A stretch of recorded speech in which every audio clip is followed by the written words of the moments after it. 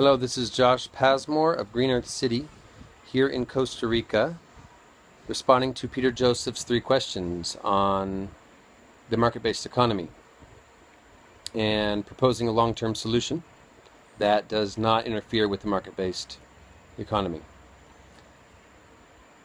The long-term solution that we are proposing, and by the way, we are in full agreement with the answers that Peter Joseph gave in the 3 questions, that the current market system cannot solve these problems. And what we have is a solution in our minds. This is what we propose, is that we start now with our transition towns. We start now with working models, and we start proving these systems and showing how amazing they can be and how happy people can be right now. Now, a big question in a lot of people's minds is going to be, are we allowed to do this? Do we have permission? And the answer is yes, we have permission. In Costa Rica here, at least, we definitely have permission of the government for cities, scalable models. Right now we're starting with villages and growing in scalable models that grow much like a cellular structure, gathering more resources and creating and splitting with a structure in place, much like a tribal governance. Anyhow, so permission is granted for this, and we believe that once working models are shown, it could be replicated like wildfire. It could pop up everywhere. It's still transition, so we're not eliminating the market economy. We're still actually working with it in a big degree. And so what this would look like is we can have a new way of interacting. I want to specifically address the questions now. Question number 1, where it came to overconsumption, I believe that as a group we can make agreements to only produce and manufacture technologies that are in our interests, things that we have agreed upon are the best and highest use of our time, and produce the necessities that we need,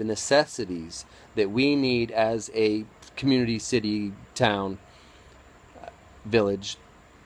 And that's it. Not manufacturing plastic toys that we shoot off to China. It would be the opposite, but you get my point. And so that's my response to number 1. Number 2, automation taking over and creating a disruption in the system. And I believe that is true, and I believe that in the current system, the biggest problem is of course the market economy once again, because we're displacing. Let's take the example of 3D printed buildings, and we're displacing all the construction workers. Now, who's making all the money is the new company which is formed, which is probably 3 owners. The inventor, the investor, and maybe somebody else, if the inventor even doesn't get shafted with his idea, which happens in a lot of cases in the current model. So redesigning our business structure is the most crucial start to this.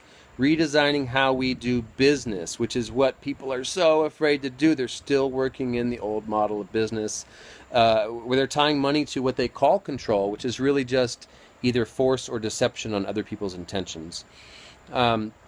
So what we're proposing is that we work these models that we're wanting into the current system in a business structure, which would look, in this case, I'm sure it can look many ways, a cooperative trust hybrid.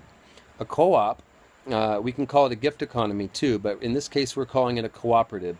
And this is where stuff like food gets manufactured with 2% of the population, yet gets distributed to everybody for free, because food is free and because everyone needs to eat.